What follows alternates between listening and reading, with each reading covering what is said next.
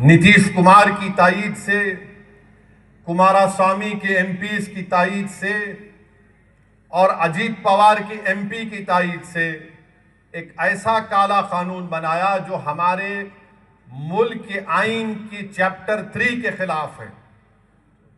वो हमको हमारे मजहब पर चलने से रोकता है। आर्टिकल 14 का मसावात की मुखालिफत करता है। आर्टिकल 15 डिस्क्रिमिनेशन का जो आर्टिकल है उसकी खिलाफ वर्जी करता है। मजहबी आजादी आर्टिकल 25 है। आर्टिकल 26 है जो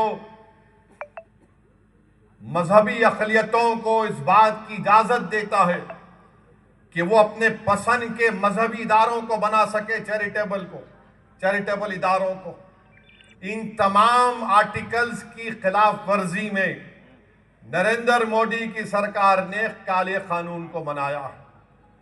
और ये कानून से क्या होने वाला है आपको मैं, क्योंकि आपका ताल्लुक अधोनी से है, इस वक्फ तरमीमी कानून में सेक्शन 3D है, आप उठाकर पढ़ लीजिए। सेक्शन 3D ये कहता है कि जितने आसारे खदीमा के मातहत इमारतें हैं, चाहे मस्जिद हो, दरगाह हो, अभी वक्फ है, कानून बनने के बाद ये कह रहा है कि इसका मालिक वक्फ बोर्ड नहीं रहेगा, इसका मालिक ASI होगा, आर्कियोलॉजिकल सर्वे ऑफ इंडिया होगा।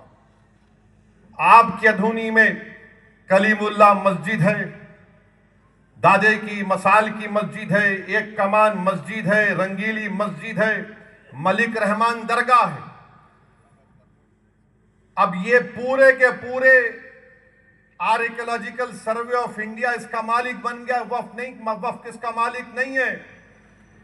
ये नरेंद्र मोदी हुकूमत की झूठ, नहीं कुछ नहीं होगा जो इनके दुम छल्ले बोल रहे थे हमको, इनके चमचे, इनके जोकर बोल रहे थे। चंद्रबाबू नायडू हमेशा से झूठ बोलते आए हैं और कभी नहीं बदलेगा। ये शख्स कभी नहीं बदलेगा, झूठा था और झूठा रहेगा। नो नथिंग, कुछ नहीं होगा। ऐसा उंगली फिरा फिरा के बोलते हो उन्होंने, व्हाट आई से। तुम क्या बोल रहे हमको मालूम। मैं 10 साल MLA था, तुम 9 साल मुख्यमंत्री थे। मैं देखा तुमको, तुम NT रामाराव को गिरा के तुम कुर्सी पे बैठ गए थे।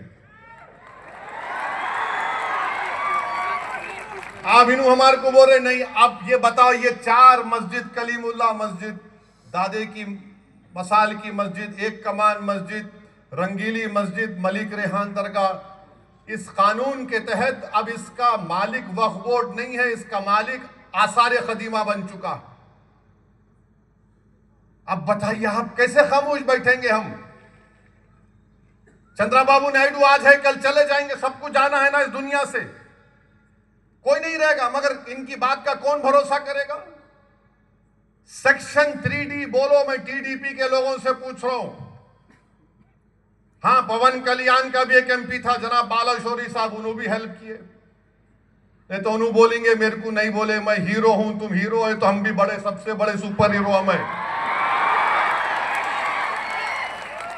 ये सब मिलके कानून बने और सब क्या वो नहीं कोई वक्फ का नुकसान नहीं होगा। कैसा नहीं हुआ। ये 5 चीजें चले गई हमारे हाथ से। आज की तारीख में सुप्रीम कोर्ट का भी फैसला क्या आएगा नहीं मालूम हमको, मगर ASI सेक्शन 3D में इसका मालिक बन गया। और कल अगर ASI बोला कि कलीमुल्ला की मस्जिद में नमाज 2 टाइम की होंगी, दादे की मसाल की मस्जिद में खाली जुम्मे की नमाज हो सकती, कुछ नहीं कर सकते आप, क्योंकि ASI उसका मालिक बन चुका है। यह कानून बनाया गया है। दिल्ली में 180 जायदादें वक्फ की। सच्चर कमेटी ने कहा कि आर्कियोलॉजिकल सर्वे ऑफ इंडिया इस पर नाजायज काबिज है, इसको वापस करना चाहिए। वो 180 चले गए। ये एक पॉइंट है। दूसरा पॉइंट क्या है, ये मैं आपके सामने लाया हूं। ये 18 पेजेस का फॉर्म है पोर्टल के ऊपर। कितने?